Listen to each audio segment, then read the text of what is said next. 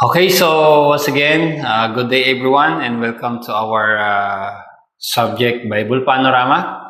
Iko-continue natin yung ating kwentuhan kasi again, Bible Panorama is a picture of a series story in the Bible. So para lang tayong mga nagbabasa or magsasalaysay ng mga kwento sa Bible. Tinitingnan lang natin yung mga important event in the Bible.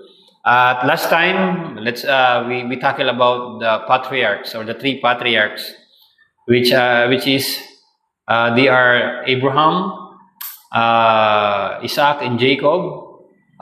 Doon tayo nagtapos sa buhay ni Jacob. In this moment, we will talk about the life of Joseph. So, isa-shortcutin lang natin kasi alam naman natin lahat yung buhay ni Joseph. Again, si Jacob ay nagkaroon ng 12 anak or more, pero ang sinabi lang po natin, ang madalas binabanggit sa Bible in the 12 tribes, and Joseph is one of the son of Jacob sa kanyang napangasawang si Rachel. So, si Joseph ay naging isang favorite son or anak po ng kanyang ama na si Jacob, na kung saan ay lagi niya itong ng balabal, okay, the colorful coat.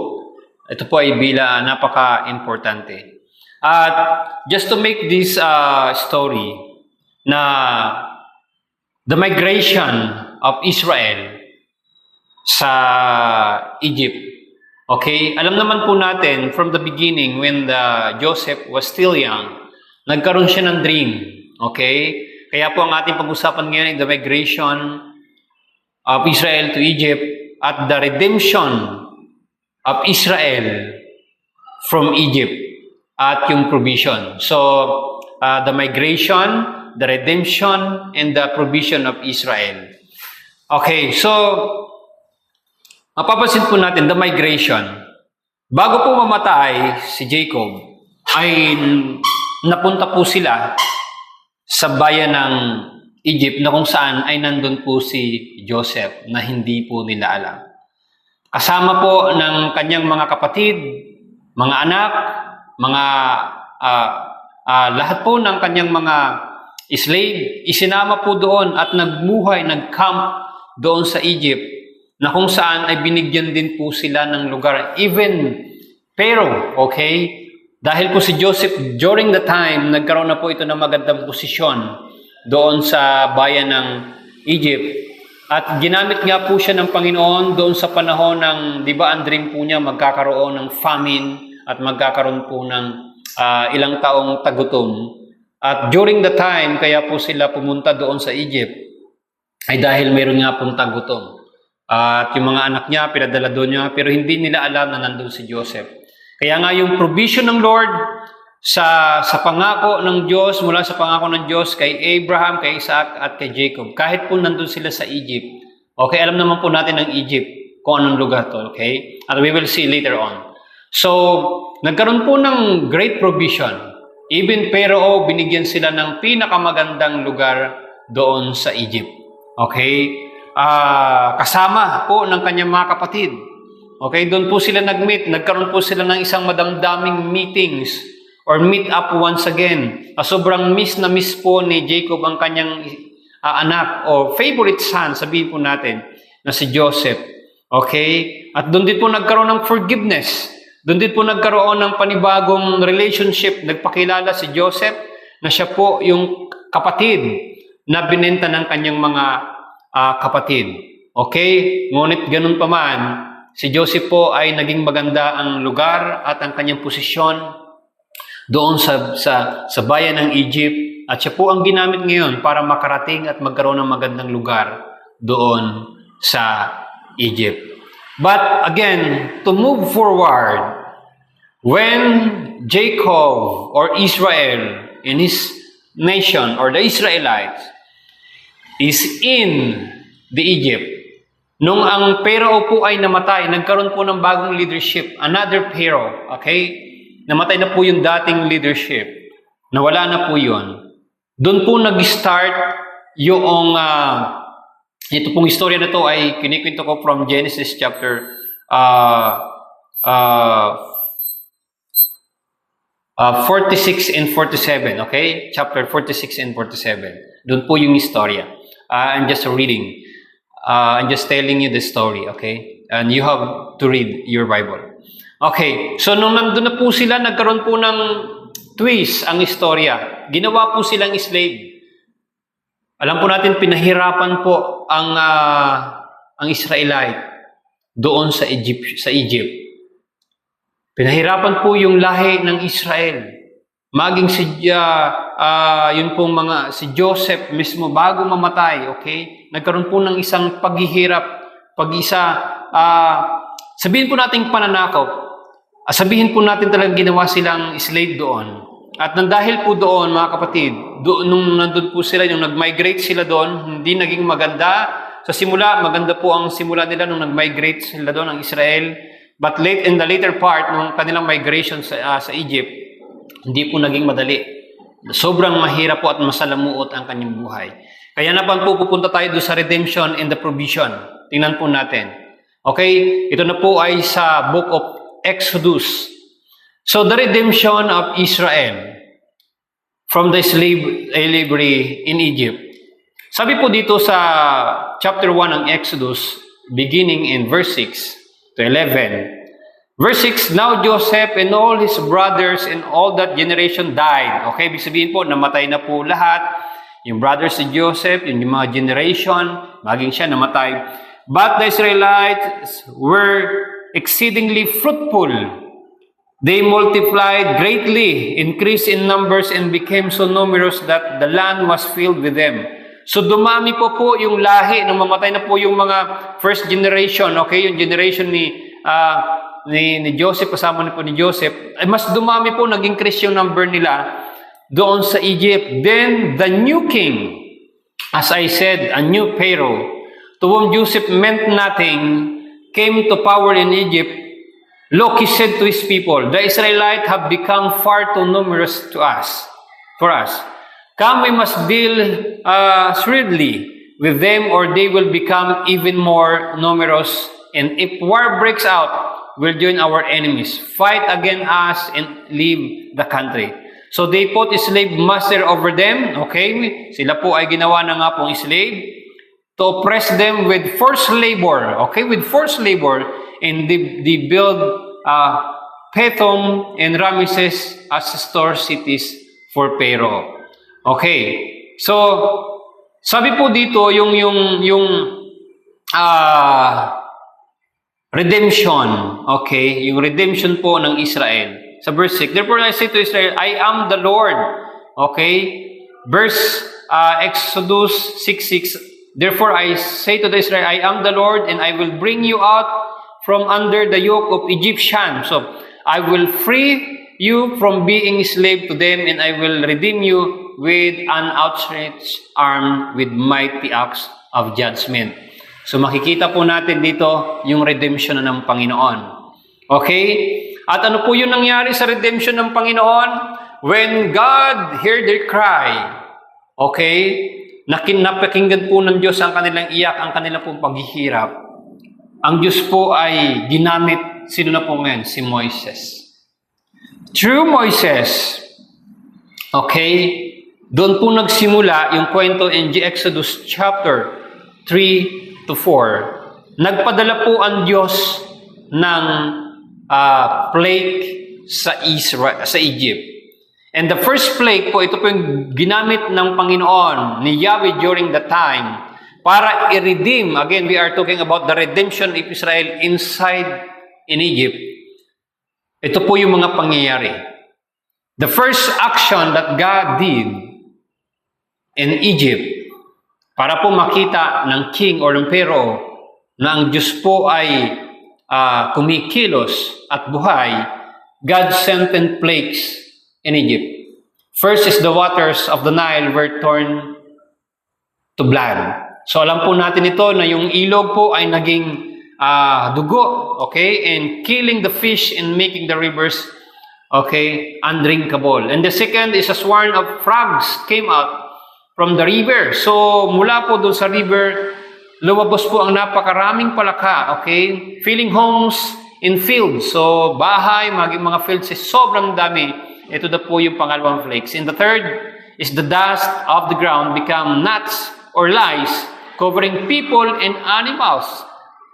And the fourth, a swarm of flies invaded Egypt, but God spared the land of Goshen, where His people live. Again, nga po pala, nakatira po yung Israel ay doon sa lugar, sa part ng Egypt na ang pangalan po ay Goshen.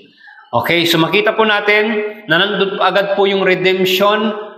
While God is redeeming the Israelite, we also see the provision of God in the lives of Israelites. Okay, in the fifth is a severe disease killed Egypt.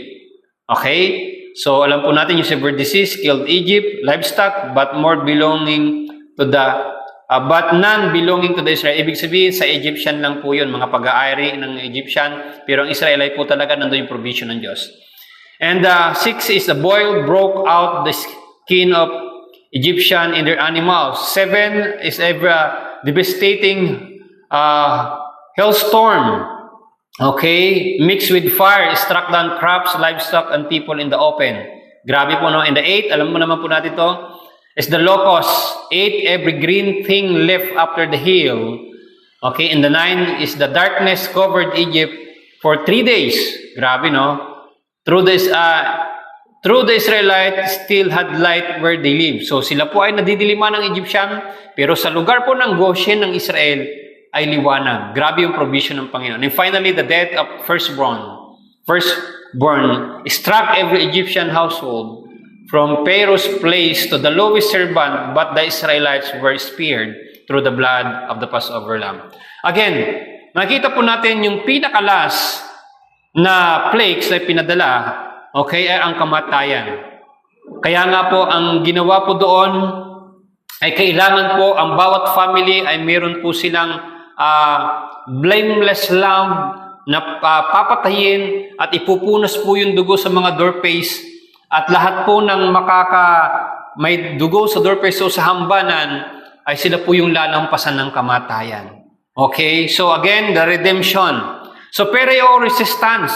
Kahit na ganun po yun nangyari, tumigas po yung puso ni Pharaoh. Actually po, may part na pinatigas niya ang kanyang puso at may part po na mismong ang Diyos ang nagpatigas ng kanyang puso para mas makita yung kapangyarihan at yung kamay ng Diyos.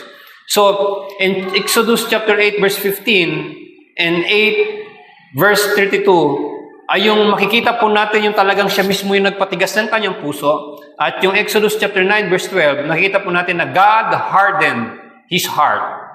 So, at the same time, nagkaroon po ng partial compromises si Pharaoh o inalaw niya po ng partial nung makita niya po yung talagang pagkilos ng Panginoon. Inalaw niya yung mga Israelita na mag-go, pero partially. Okay? So, Pharaoh offered half measure. Sabi niya, let them go, but not far. Grabe po, no? And without livestock, but God demanded total obedience. So, ibig sabihin, gusto ng Diyos lahat, ilalabas, lahat talaga ay kasama. Pero Pharaoh po ay 50-50 lang.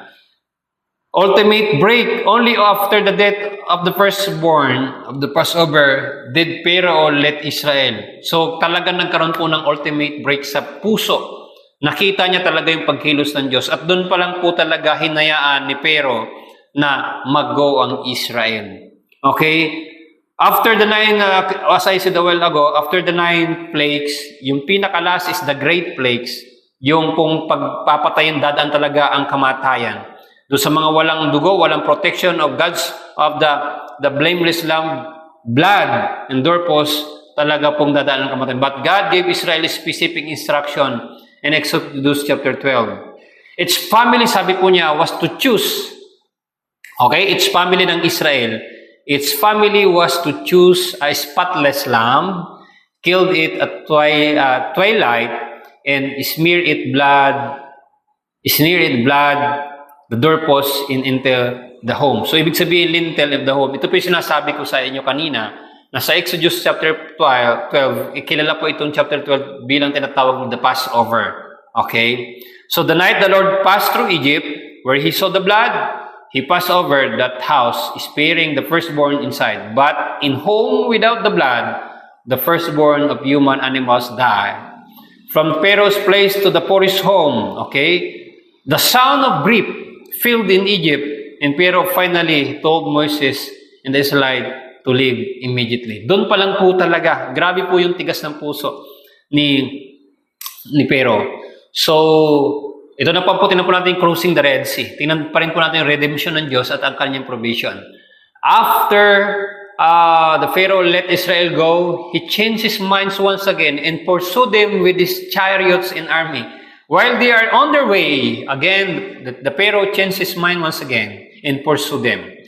So the Israelites camped by the sea, and they saw the Egyptian approaching and cried out in fear, thinking they were trapped. But Moses told them, "Do not be afraid, stand firm, and you will see the deliverance the Lord will bring you today." So grabe, no? God commanded Moses to stretch out his staff over the sea. All night, the Lord sent a strong east wind that drove back the waters, turning into sieve into the dry ground. The Israelites walked through the sea with walls of water on their right and left. Grabe po, no? Tingnan po natin yung summary ng redemption ng Diyos at summary ng provision ng Lord. Yung redemption ng Lord, the summary, Exodus chapter 1, verse 15. Okay? Chapter 1 and 2, Israel's slavery in Egypt. Chapter 3 and 4, God calls Moses. It is the redemption, no? Chapter 7 to 12 is the plague and Pharaoh's resistance. Chapter 12, once again, is the Passover and the deliverance. And cruising the Red Sea is chapter 14. In Song of Deliverance, chapter 15. That is the redemption summary. And the provision naman po tingnan natin, Exodus 16 to 40, is the manna and the quail, chapter 16. And water from the rock, 17. In victory over Amalek, 17. Pa rin po yan. And law given at Sinai. So, later on, next week, magdadalan po natin to. Yung ibinigay po yung 10 Commandments to Moses. But I give you an advance this provision. Okay, instruction for the tabernacle and golden coal incident and God's mercy. So, tabernacle built in God's glory. So, yun po yun. Okay? So, once again, as of now, doon po muna tayo doon sa Jacob or Israel, tawag doon, na punta po sila sa Egypt, nag-migrate, and the redemption and the provision. So, Exodus, God's redemption of the Israelites from slavery in Egypt is central theme ng Exodus. Okay? Yung slavery, okay? At the same time, yung redemption is the main theme of the Exodus. Highlighted by the Passover and the miraculous provision of sustenance in the wilderness. Through the Passover, God spared the firstborn of Israel with delivering the final plague on Egypt. After their escape, God provided manna, bread from heaven, and water from the rock to sustain them in the wilderness. This event demonstrated God's faithfulness, power, and provision for His people. For now, that's all, brothers and sisters. And next week, we will discuss about the life of Joshua and the 12 spies and the 12 judges. So, your assignment is this. Okay? Who is the 2 spies na bumalik? Kasi sila po ay 12, the 10 ay hindi bumalik, pero ang dalawa po ay bumalik. Who are they? At the same time, next assignment po ninyo ay list the names of the 12 judges. Okay? Alam na po natin, after Moses, after ni Joshua, ang nag-lead sa Israelites ay judges. For your advanced study and list about the 12 judges. At the same time, yung 2 spy na bumalik. God bless everyone, and hopefully we'll see you again next week.